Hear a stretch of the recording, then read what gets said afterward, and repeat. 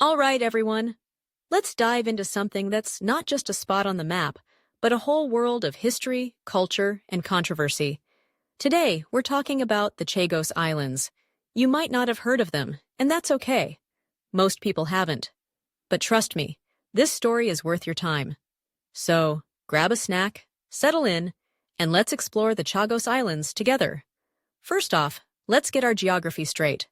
The Chagos Islands are a small archipelago in the Indian Ocean, located about halfway between Africa and Indonesia. They're part of a larger group of islands known as the British Indian Ocean Territory, which is a mouthful, right? It's a territory that the United Kingdom manages. But here's where it gets interesting. The islands are home to a fascinating mix of history, culture, and politics that stretches back centuries. Now, the islands are mostly uninhabited today, but they weren't always that way. For a long time, the Chagosians, a group of people with African and Malagasy roots, lived on these islands, cultivating the land and fishing the surrounding waters. They had their own communities, their own ways of life, and they thrived in this remote paradise. But then, in the 1960s, everything changed. The UK decided to establish a military base on Diego Garcia, the largest of the Chagos Islands, as part of a strategic move during the Cold War. Sounds like a plot twist from a movie, right? Well, it gets even more dramatic. To make way for the military base, the British government forcibly removed the Chagosians from their homes. Imagine that for a second. One day you're living your life, and the next, you're being told to pack up and leave, with little to no warning. Families were separated, and people were relocated to Mauritius and the Seychelles. It's a heartbreaking story of displacement that resonates with many communities around the world. The Chagosians were left to fight for their rights, their homes, and their identity, and that fight is still ongoing today. Now, you might be wondering, why should I care about a bunch of islands in the Indian Ocean? Well, the Chagos Islands are not just a remote location. They symbolize broader issues of colonialism, sovereignty, and human rights. The Chagosians have been fighting for recognition and the right to return to their homeland for decades. In 2019, the International Court of Justice issued an advisory opinion stating that the UK should end its administration of the islands and allow the Chagosians to return. But here's the kicker. The UK has largely ignored this ruling. It's a classic case of power dynamics, where the voices of the marginalized are often drowned out by those in authority. And let's not forget about the environmental aspect. The Chagos Islands are home to some of the most pristine coral reefs and diverse marine life on the planet. The surrounding waters are a haven for biodiversity, supporting everything from turtles to sharks.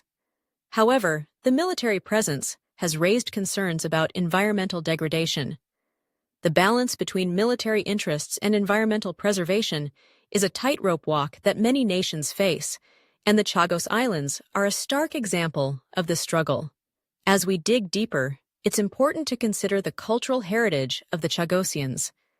Their history, language, and traditions are woven into the fabric of these islands.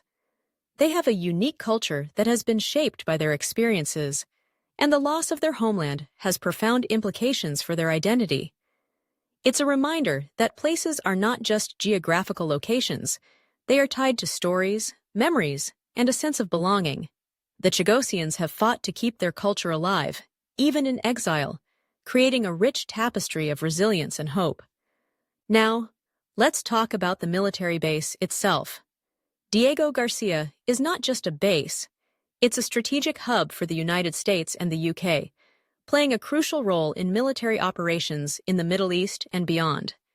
It's equipped with advanced technology and serves as a launch point for various military missions. But at what cost? The presence of the military has turned the islands into a geopolitical pawn, raising questions about the ethics of using a population's home for strategic gain. The Chagosians' plight is a stark reminder that the consequences of military decisions often extend far beyond the battlefield. And here's where it gets even more complicated: the recent developments in international law and human rights advocacy. The world is slowly waking up to the injustices faced by the Chagosians. Activists, scholars, and human rights organizations are amplifying their voices, pushing for change. The fight for justice is gaining momentum, and it's inspiring to see people come together to support the cause. Social media has become a powerful tool for raising awareness, allowing stories to be shared and connections to be made across borders. It's a testament to the power of collective action in the digital age. So, what can we do? Awareness is the first step. By sharing the story of the Chagos Islands and the Chagosians, we can help keep their struggle alive.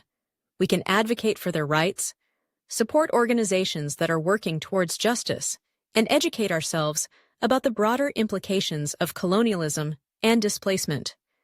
It's about standing in solidarity with those who have been silenced and ensuring that their voices are heard. In conclusion, the Chagos Islands may seem like a distant issue, but their story is deeply relevant today. It's a tale of resilience, struggle, and hope that transcends borders. By engaging with this narrative, we can foster a greater understanding of the complexities of our world and the importance of standing up for justice. So, let's keep the conversation going. The Chagosians deserve to be remembered. Their stories deserve to be told, and their fight for justice deserves our support. Thank you for joining me on this journey through the Chagos Islands. Let's continue to explore, learn, and advocate for a better world together.